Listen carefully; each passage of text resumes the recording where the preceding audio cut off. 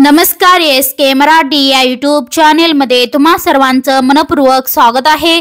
तर मित्रांनो, LPG cylinder, कारच्या किमती आणि पेन्शन 1 जानेवारी पासून होणार 6 मोठे बदल, तर सर्वसामान्यांच्या खिशावर होणार थेट परिणाम। या संदर्भात सविस्तर अशी माहिती आपण या व्हिडिओच्या माध्यमातून जाणून घेणार आहोत। तत्पूर्वी जर तुम्ही चॅनलवर नवीन असाल तर चॅनलला लगेच सबस्क्राइब करून घ्या।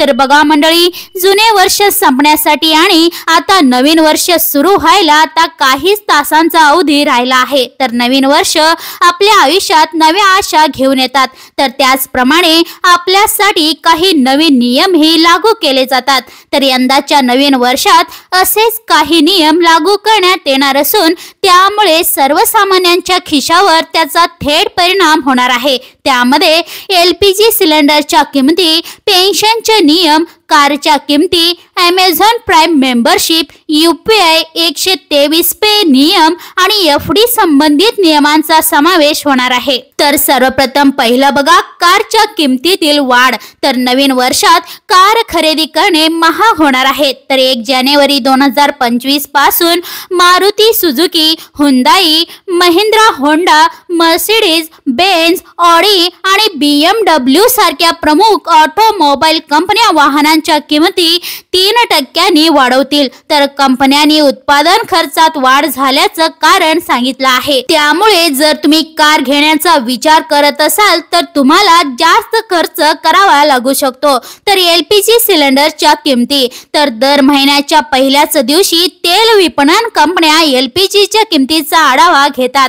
मात्र गेल्या काही महिन्यांपासून घरगुती एलपीजी सिलेंडरच्या किमतीत बदल झालेला नाही, पण व्यावसायिक सिलेंडरच्या दरात सातत्याने वाढ होत असल्याचे दिसून येत आहे। तर आंतरराष्ट्रीय बाजारात कच्च्या तेलाची किंमत प्रति बॅरल $73.58 वर आहे। तर त्यामुळे भविष्यात सिलेंडरच्या किमती बदलू शकतात।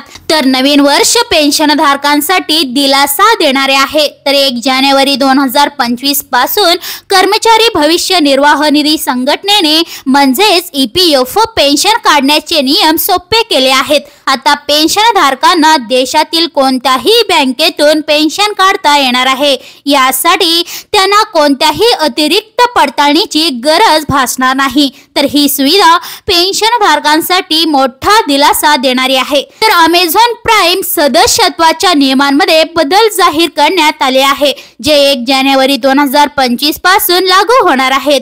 तर नवीन नियमानुसार प्राइम व्हिडिओ एका प्राइम खात्यातून फक्त 2 टीव्हीवर स्ट्रीम केला जाऊ शकतो। जर एखाद्याला तिसऱ्या टीव्हीवर प्राइम व्हिडिओ पाहायचा असेल तर त्याला अतिरिक्त सबस्क्रिप्शन घ्यावे लागणार आहे। तर पूर्वी प्राइम सदस्य एकाच खात्यातून 5 उपकरणांवरून व्हिडिओ प्रवाहित करू शकत होते। तर 5वा बघा, मुदत ठेवीचे नियम म्हणजेच एफडी। तर RBI ने NBFC आणि HFC साठी मुदत ठेवीशी संबंधित नियम बदलले आहेत।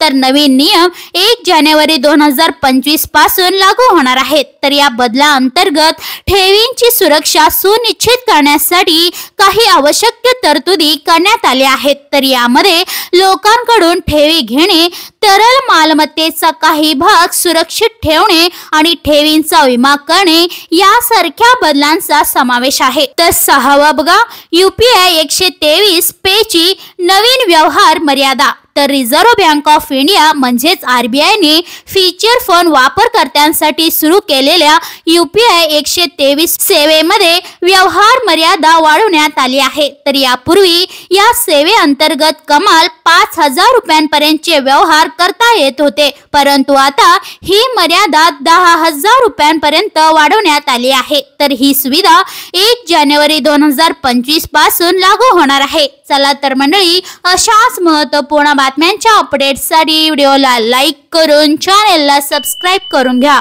भेटूया पुढच्या व्हिडिओमध्ये। धन्यवाद।